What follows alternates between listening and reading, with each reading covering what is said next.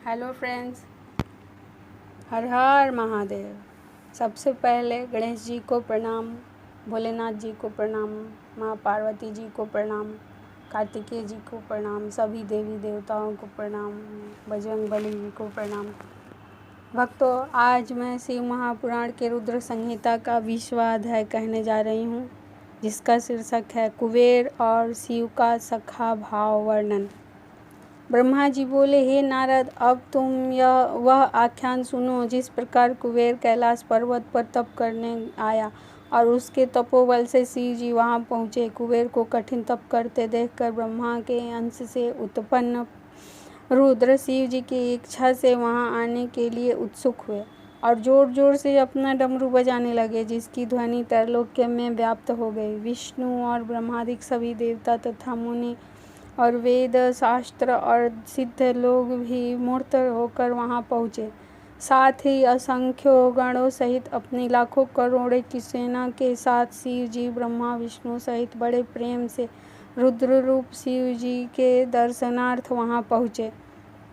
शिव जी को आते देखकर महात्मा कुबेर ने आदर से उठकर भक्तिपूर्वक अनेक प्रकार की भेंटों से परिवार सहित उनकी पूजा की और आलिंगन कर अलकापुरी के समीप ही ले जाकर निवास कराया। फिर शिव जी ने विश्वकर्मा को बुलाकर उस कैलाश पर्वत पर अपने भक्तों और अनुचरों के लिए स्थान बनाने की आज्ञा दी। विश्वकर्मा ने अनेकों प्रकार के स्थान बनाए। इस अवसर पर हरि की प्रार्थना से शिव जी बहुत प्रसन्न हुए। फिर कुबेर पर कृपा कर शिव जी कैलाश पर्वत पर गए और एक शुभ मुहूर्त देखकर उसमें प्रवेश किया। विष्णु आदि देवता आनंदित हुए तथा मुनि और सिद्धगण भी आनंद से शिव जी का अभिषेक किए और अनेक प्रकार की सामग्रियों से उनकी पूजा की। ऊपर से मांगलिक पुष्प वृष्टि हुई, अप्सराएं नाचने और गाने लगी, सुखदायक जय और नमः शब्द होने लगा। जब शिव जी सिंहासन पर बैठे तो विष्णु आदि देवताओं ने अलग अलग स्तुति की।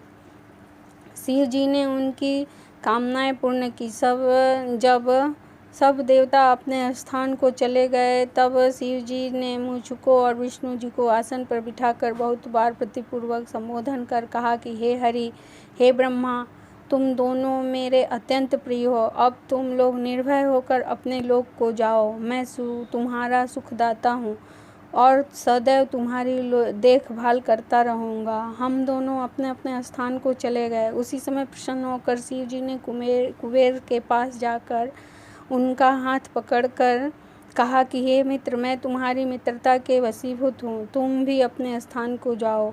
हे निष्पाप, मैं तुम्हारा सहायक हूँ। कुबेर जी शिव जी की आज्ञा से अपने स्थान को गए। शिव जी कैलाश पर अपने गणों सहित ध्यान में तत्पर हो निवास करने लगे। वहाँ रहते हुए उन्होंने अनेक विहार किए। कितने ही दिन तक पत्नी के बिना ही परमेश्वर शिव ने अपना समय बिताया। फिर दक्ष की पत्नी से उत्पन्न सती से विवाह किया। फिर तो महेश्वर दक्ष पुत्री सती के साथ विहार करने लगे। लोकाचार में परायण होकर शिव जी और सुखी हुए। हे मुनियों, यह रुद्रावतार और शिव जी का कैलाश पर आगमन तथा उनकी कुबेर के साथ मित्रता मैंने वर्णन की। अब उनकी वह लोक लीलाएं वर्णन करूँगा जो सर्व काम फलदायक है। जो इस कथा को शांत चित्त से पढ़ेगा और सुनेगा, उसे संसार में सब भोगों की प्राप्ति होकर परलोक में मुक्ति प्राप्त होगी। भोलेनाथ की जय। और भक्तों, यहीं पे हमारा शिव महापुराण के रुद्र संहिता का समापन हो रहा है। इति श्री रामलग्न पांडे विशारद द्वारा भाषानुदित श्री शिव महापुराण दूसरी रुद्र संहिता के 20वें अध्याय संपूर्ण में उसका प्रथम सृष्टिखंड समाप्त हुआ। शुभमस्तु। अब कल से भक्तों हमारा द्वितीय सती खंड आरंभ होगा। तो आज मैं यहीं पे अपने कथा का विराम देती हूँ। मुझे विश्वास है कि आप लोगों को बहुत पसंद आ रहा होगा।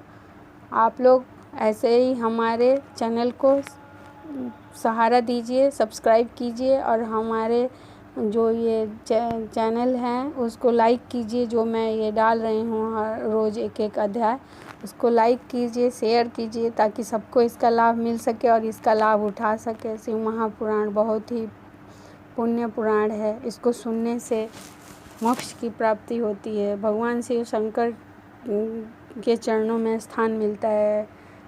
हर हर महादेव। और इसी के साथ मैं अपना